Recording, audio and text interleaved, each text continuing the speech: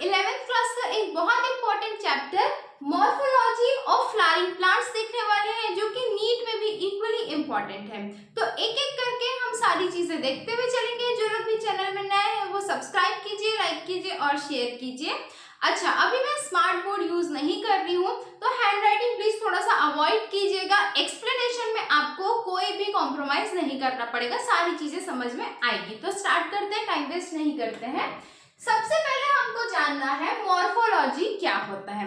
आपने अभी तक के 10th में बायोलॉजी का एक ओवरव्यू देखा है, 11th में हमको बहुत डीप में जाना है और नीट में जो क्वेश्चंस आते हैं वो उन्हीं पॉइंट्स में से सिलेक्टिव जो चीजें होती है उनसे आते हैं। तो सबको स्टेप बाय स्टेप हमको देखना है। तो एक एक वर्ड से समझते हैं कि भाई मॉर्फोलॉजी क्या होता है एक्चुअली में। तो देखो, यदि मैं डेफिनेशन की बात करूं तो मॉर्फोलॉजी क्या होता है, एक स्टडी होती है किसी चीज के फॉर्म की, वो किस फॉर्म में है, उसके साइज की, उसके कलर की, उसके स्ट्रक्चर की, या उसके पोजीशन ऑफ वेरियस पार्ट्स की।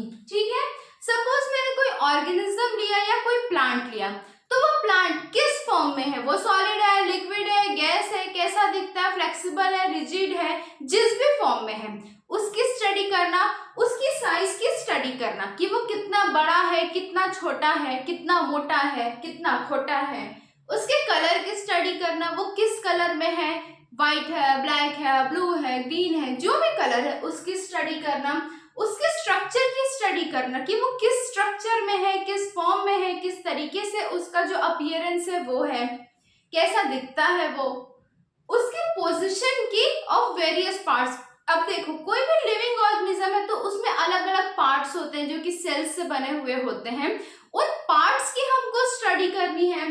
ठीक, तो ये सारी स्टडीज जो होती है वो क्या कहलाती है, मॉर्फोलॉजी।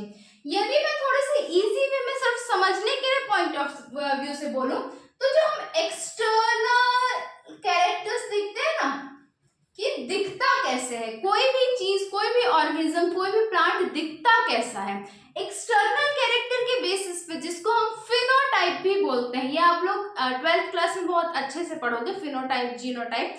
तो फिनोटाइप भी जिसको बोलते हैं, एक्सटर्नल कैरेक्टर बोलते हैं, जो सिर्फ देख के जिसका हम अंदाजा लगा सकते हैं, उस स्टडी के ब्रांच को क्या बोला जाता है, मॉर्फोलॉजी बोला जाता है।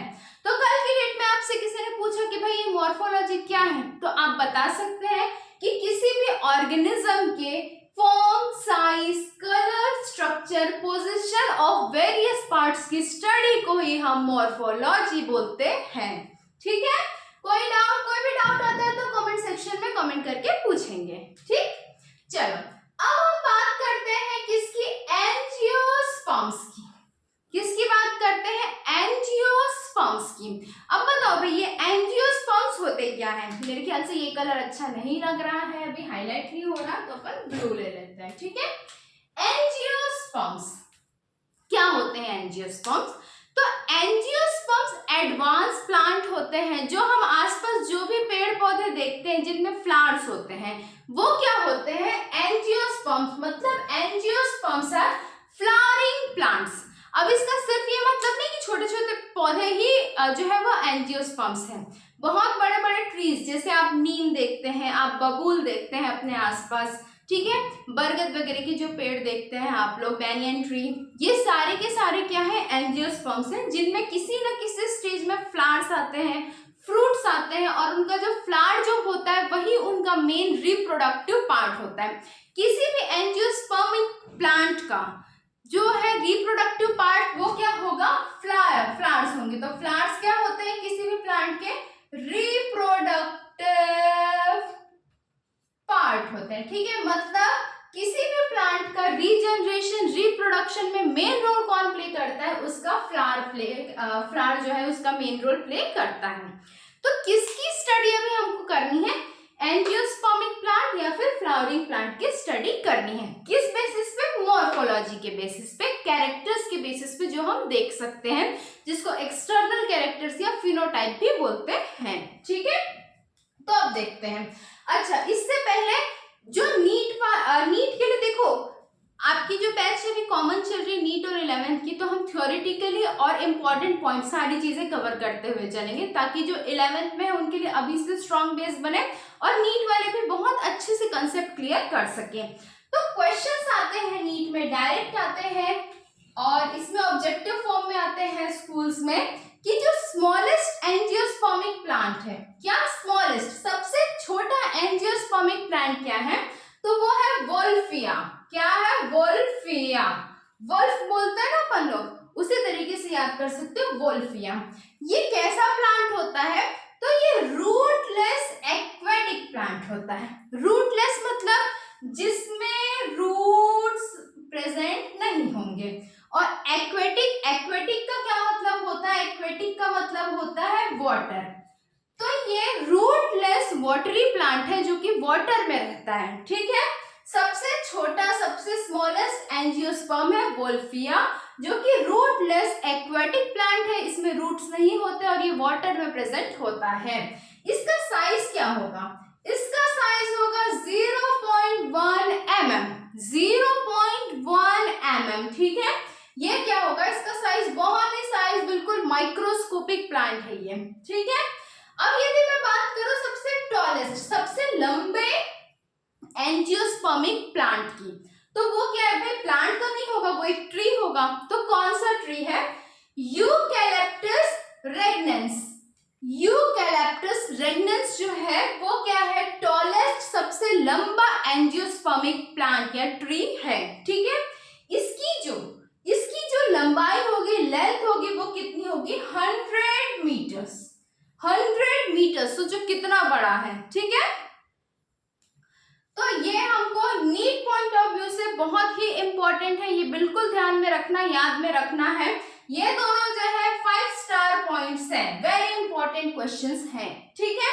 आगे यदि मैं बात करूं हैबिट्स की, किसकी हैबिट्स की, एंजियोस्पर्म की हैबिट्स की, तो ये 3 मेन कैटेगरीज में होती है, इनकी कुछ अलग से भी कैटेगरीज होती है, तो एक एक करके हम सबको डील करेंगे। अभी फिलहाल हम इसकी 3 मेन कैटेगरी देखते हैं। इसकी जो फर्स्ट कैटेगरी है वो है हर्ब्स। पहली कौन सी है, हर्ब्स, सेकंड है शर्ब्स और थर्ड है ट्रीज, ठीक। देखते हैं, हर्ब्स नाम बहुत सुना है हमने, आजकल बोलते हैं ना गो हर्बल, गो हर्बल, तो क्या है ये हर्ब्स, ठीक। हर्ब्स जो होते हैं वो स्मॉल प्लांट्स होते हैं, बहुत छोटे छोटे प्लांट्स होते हैं, ठीक है। इनके जो स्टेम होते हैं, जो इनके तने होते हैं, ब्रांचेस होती, ब्रांचेस तो नहीं होती, इनके जो ये जो पार्ट होता है ना, इनका जो स्टेम होता है, सपोज ये रूट है, ठीक है, ये क्या है, रूट है, और ये क्या होता है, स्टेम। तो इनकी जो स्टेम होती है वो कैसी होती है, बहुत ही सॉफ्ट होती है, मुलायम सी होती है और प्लेएबल होती है, मतलब कि इजीली मुड़ जाती है, झुक जाती है। जो जैसे हवा जब चलता है तो जो ऐसे ऐसे जो प्लांट्स होते हैं ना, बहुत इजीली, बिल्कुल वो क्या होते हैं, आपके हर्ब्स होते हैं, ठीक है। इनकी जो हाइट होती है, इनकी जो स्टेम की हाइट होती है, वो ज्यादा से ज्यादा 2 मीटर होगी, 2 मीटर से ज्यादा इनकी हाइट नहीं होगी, मतलब लगभग आप 2 मीटर नाप लीजिए, उससे बड़े नहीं होते, उससे छोटे ही होते हैं, मतलब अंडर 2 मीटर इनकी क्या होगी, हाइट होगी। किनकी बात कर रही हूँ मैं, हर्ब्स की बात कर रही हूँ, ठीक है। अब ये जो हर्ब्स होते हैं वो भी 3 तरीके से क्लासिफाई होते हैं, ठीक। क्या देख रहे हैं हम लोग, हैबिट्स देख रहे हैं, किसकी, एंजियोस्पर्मिक प्लांट की। फर्स्ट कैटेगरी क्या है, हर्ब्स है। हर्ब्स क्या होते हैं, बहुत ही सॉफ्ट प्लांट्स होते हैं, बहुत स्मॉल प्लांट्स होते हैं, जिनकी स्टेम बहुत ही ज्यादा प्लेएबल होती है, इजिली मुड़ जाती है। इनकी हाइट हमेशा 2 मीटर से कम होगी, जो मैक्स टू मैक्स जाएगी वो कितनी जाएगी, 2 मीटर जाएगी। अब इसकी भी सब कैटेगरीज हैं, ठीक, very important again for your school examination as well as NEET, ठीक। तो एनुअल हर्ब्स, अब भाई ये एनुअल क्या चीज है, तो एनुअल प्लांट्स या एनुअल हर्ब्स वो है जो साल में सिर्फ और सिर्फ एक बार ग्रो करते हैं। जैसे आपके एनुअल एग्जाम्स, नीट कैसे एग्जाम है, वो भी एनुअल एग्जाम है, साल में एक बार होना है, ठीक है। तो एनुअल क्या होता है, जो साल में एक बार होता है, ठीक है, मतलब ऐसे हर्ब्स जो साल में सिर्फ और सिर्फ एक बार, जिनमें फ्लावर्स आए, जिनमें फ्रूट्स आए, ठीक है, तो उनको क्या बोलेंगे हम, एनुअल हर्ब्स बोलेंगे। इसका वेरी इंपॉर्टेंट एग्जांपल है व्हीट, जो आप रोज कंज्यूम करते हो, गेहूं की रोटियां खाते हो। अच्छा, कमेंट करके बताएंगे रोटियों में कौन सा गैस पाया जाता है जिसकी वजह से रोटियां चपातियां फूलती हैं, ठीक। तो एनुअल जो साल में सिर्फ और सिर्फ एक बार ग्रो करेगा, एक बार रिप्रोडक्शन करेगा और फ्रूट्स जनरेट करेगा, ठीक है। सेकेंड में बात करते हैं, तो सेकेंड है बाइनियल। क्या है? बाइनियल। अब ये क्या चीज है? देखो, बाई का मतलब होता है टू, ठीक, एंड नियल जो होता है वो ईयर के लिए यूज होते हैं। मतलब ऐसे प्लांट्स, ऐसे जो हर्ब्स जो साल में 2 बार रिप्रोडक्शन करेंगे, 2 बार फ्रूट्स जनरेट करेंगे, उनको हम क्या बोलते हैं? बाइनियल हर्ब्स बोलते हैं या बाइनियल प्लांट्स बोलते हैं। इसका जो एग्जांपल है वो है हेनबेन, ठीक है। हेनबेन जो है एक प्लांट होता है, वो बाइनियल हर्ब्स का एग्जांपल है। Very important question. Twice an year, 2 बार साल में ये रिप्रोड्यूस करेंगे और फ्रूट्स प्रोड्यूस करेंगे, ठीक। थर्ड जो है वो है पेरेनियल। क्या है? पेरेनियल। और इसका जो एग्जांपल है वो है कैना। बाइनियल का एग्जांपल है हेनबेन और पेरेनियल का एग्जांपल है कैना। अब पेरेनियल क्या होगा? इनमें through out the year flowering होती रहेगी और इनका ऐसा नहीं है कि साल में एक बार रिप्रोड्यूस करेंगे, 2 बार रिप्रोड्यूस करेंगे, ये पूरे साल भर हरे भरे रहेंगे और कंटिन्यू ग्रोथ में रहेंगे।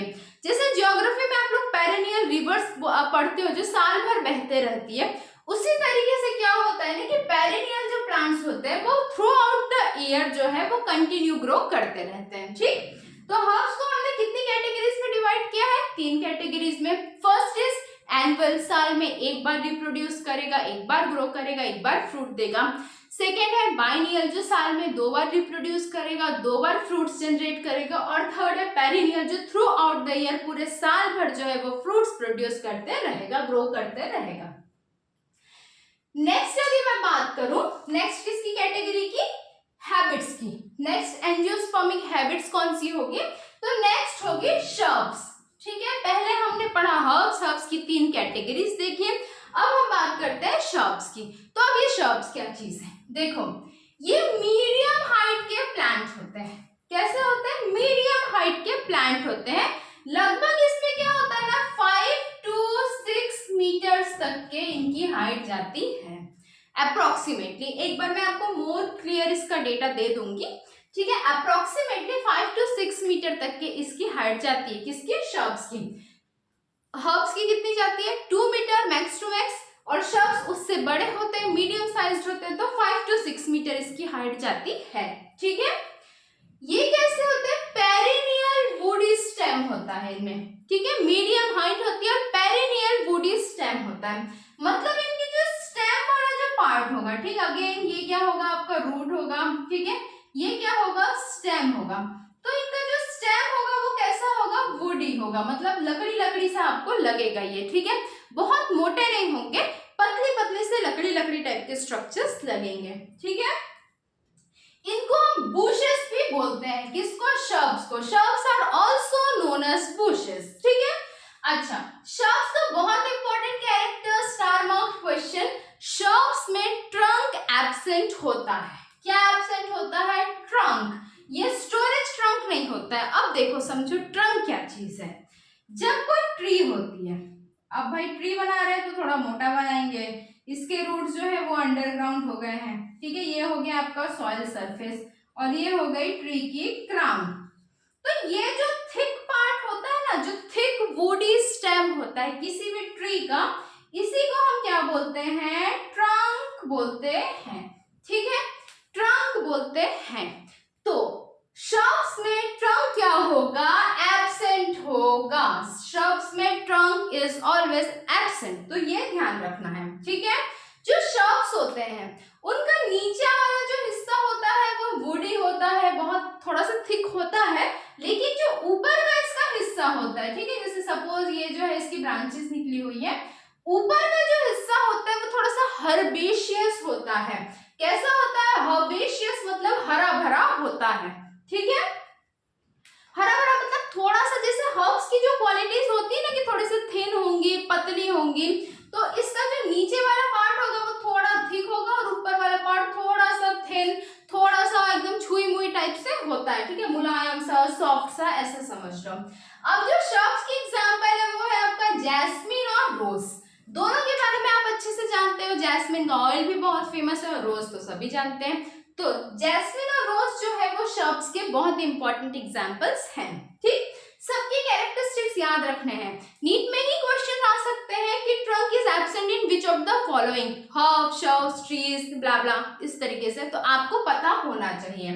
अब यदि मैं बात करूं ट्रीज की, पहले हर्ब्स आते हैं, हर्ब्स ग्रो करते हैं तो श्रब्स बनते हैं, देन ट्रीज बनते हैं। ठीक है, मतलब ये एक बोल सकते हैं सक्सेशन है, हम ये नहीं बोल सकते कि कोई हर्ब है वही बड़ा होके फिर ट्री बनेगा, सबकी कैटेगरीज अलग अलग होती हैं। ठीक, ट्रीज क्या होते हैं, ट्रीज में क्या होता है, बहुत इंपॉर्टेंट कैरेक्टर, इसमें ट्रंक प्रेजेंट होगा। अरे भाई ट्रंक प्रेजेंट होगा तभी तो वो ट्री बनेगा, अदरवाइज तो वो श्रब हो जाएगा। ठीक है, अब इसमें क्या होगा कि जो अनब्रांच्ड, क्या होगा, अनब्रांच्ड ट्रंक, मतलब ऐसे ट्रंक जिसकी और ब्रांचेस नहीं निकली है। अनब्रांच्ड जो ट्रंक्स होंगे, ठीक है, उनको हम क्या बोलेंगे, कॉर्डेक्स बोलेंगे या कोलमनार बोलेंगे। कॉर्डेक्स या कोलमनार बोलते हैं, किसको बोलते हैं, unbranched trunk. Again 5 star, very important question, सीधा आपसे पूछ सकता है व्हाट इज कॉर्डेक्स और कोलमनार। ठीक है, तो अनब्रांच्ड ट्रंक मतलब एक ट्रंक है और उसमें ब्रांचेस नहीं निकली हुई है, तो उसको हम कॉर्डेक्स या कोलमनार बोलते हैं। ठीक है, इसका जो एग्जाम्पल है ट्री का वो है एक पाम ट्री, मैंने ले लिया है, बहुत सारे एग्जाम्पल्स है, कुछ भी ले सकते हो, बट हाँ जो ऑथेंटिक एनसीईआरटी में है वही लेना तो ज्यादा बेटर है। अब हम फॉर्म्स ऑफ ट्रंक की बात करें कि भाई ये ट्रंक है, ये तो बहुत इंपॉर्टेंट कैरेक्टर है, इसने ट्री को शब्द से अलग कर दिया है, इसका अलग से एक नाम भी है। ठीक है, तो इसके टाइप्स भी हैं, कौन कौन से टाइप्स से देखते हैं। एक्सकरेंट ट्रंक होता है, क्विसेंट ट्रंक होता है, डेलिक्विसेंट ट्रंक होता है। इन तीनों के बारे में हम अगली क्लास में डिटेल करेंगे। ठीक है, स्पेस की थोड़ी सी शॉर्टेज है अपने पास, तो नेक्स्ट क्लास में हम इसको अच्छे से डिटेल करेंगे। एक बार क्विक रिवीजन करते हैं ताकि सारी चीजें क्लियर हो। किसी को भी कोई भी डाउट आता है तो कमेंट सेक्शन में कमेंट करके पूछो, सारी चीजें क्लियर करते हुए चलनी, एक भी पॉइंट मिस नहीं करना है। मेरे पास स्मार्ट बोर्ड है नहीं, अभी राइटिंग भी मेरी कोई खास अच्छी है नहीं, तो इस नाम से आपको थोड़ा कंटेंट देख के लगता होगा कि अरे यार इसमें क्या मिलेगा, बट यहाँ पे एक्सप्लेनेशन की और कंटेंट की क्वालिटी की गारंटी है, वो आपको बहुत ही हाई और सुपीरियर मिलेगी। ठीक है, तो टाइम वेस्ट नहीं करते हैं, रिविजन करते हैं। मॉर्फोलॉजी ऑफ फ्लावरिंग प्लांट्स हम देख रहे हैं। मॉर्फोलॉजी क्या होता है, एक्सटर्नल कैरेक्टर्स फिनोटाइप की स्टडी होती है, जिसमें हम फॉर्म, साइज, कलर, स्ट्रक्चर या पोजीशन ऑफ वेरियस पार्ट्स के बारे में स्टडी करते हैं।